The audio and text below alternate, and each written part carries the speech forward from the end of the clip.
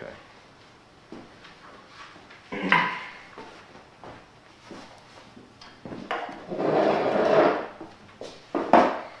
Have like we paved a lot of ground, you know, like we've cut down a lot of trees and strip mined a lot of majestic mountains and emasculated them and you know, raped the land and paved it, but that doesn't necessarily mean that it's unnatural or that through processing nature, man devalues it. I think there are two separate questions. I think there's the question of the value and the question of the level or degree of artificiality. And I'm of the opinion or belief that that it's all natural. You know, that like you know, human activity is encompassed, umbrellaed by the natural. Referring to the environment and the sort of hellish landscapes that we've wound up with. Yeah, you know. But I'm not so sure that even with the most careful intentionality that we could produce something or anything less hellish. You know what I mean? I don't know. I mean, that just seems to be like some architectural wet dream that we could like wind up with some landscape that's, you know, like enhancing nature or working with it. I mean, like I've yet to be anywhere like that. I mean, I feel like we're all living in our minds though. Like we take refuge internally because our external environment is like so harsh and there's all these sirens and people yelling at you and like all the fuzz in the subway surveying you, you know.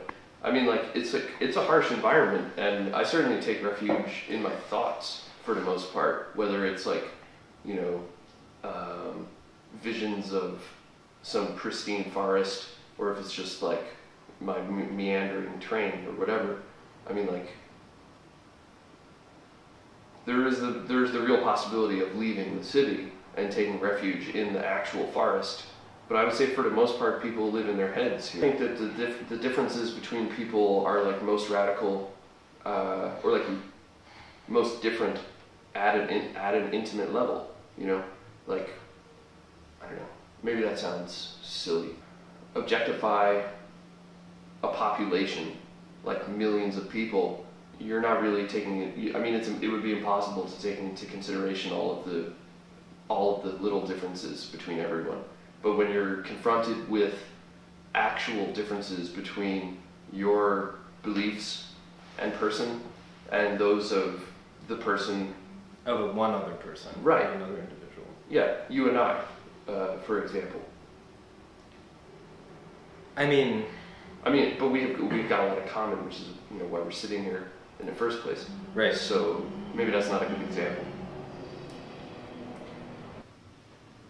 How does like society cleaving into factions relate to a desire to preserve the state of nature and like just, you know, the opposite, just throwing it to the wind and being like, let's just pave everything, you know, one big parking lot, one big factory, automation, robots, the whole works. Society right now, between people who are like tuned into like the death spasms of Mother Nature and this like sort of delusional lust for progress. But it is every person's duty as an inhabitant of the ecosystem to realize that there are ramifications to one's actions and to the society's actions as a whole that could result in total catastrophe and you know, annihilation of the species. I think as we grow more and more reliant upon the computer for interaction with one another and just start spending more and more time in a virtual space, even if it's not required to wear those big insect eye goggles that were predicted in the 90s. People derive like this like strange sociological catharsis from interacting. I think it's like connected a lot of people who otherwise would have been stranded alone somewhere. But at the same time, it's also like removed a lot of people from a local situation where it takes on a totally negative masturbatory nature and like self-contained, and to accept this alienated state as being natural, to go back to the word, battles between people who are entering mental space and people who are remaining in physical space. Right? And I've seen the preview like 4 times, I think. Yeah, I mean, it looks totally cheesy, but I feel like anybody who goes to see that movie, like, well, now they're never going to have to go to Alaska. It seems like this natural extension of the imagination, even though it allows for the same sort of decrepitude that, you know, visceral prostitution or like visceral gossip and like vendettas. That issue of manufactured space and or processed space versus pristine natural condition. But it's impossible at this point to preserve that. Well, I mean, that we won't even have to do that, you know? I mean, like, if there's some sort of catastrophe, some sort of eco-catastrophe, which is does not seem improbable at this point. Yeah.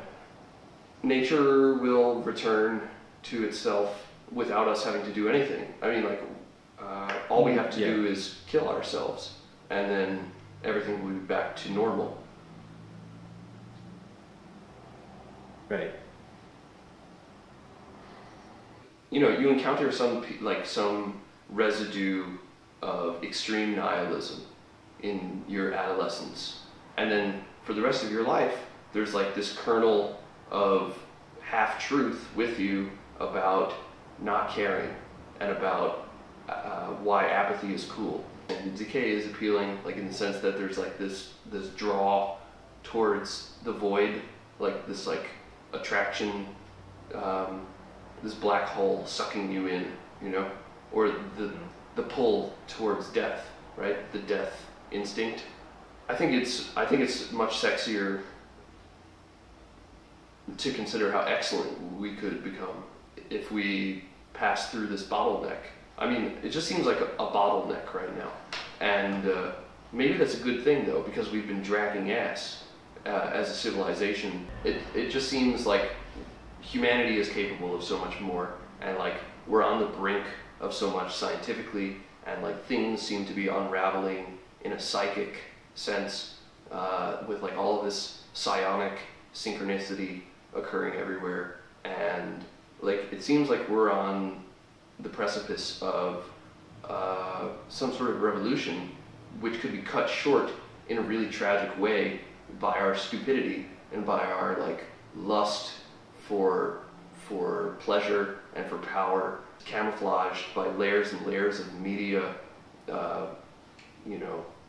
chatter, like with nothing being said, and no one questions it. And if they do question it, they don't do anything about it.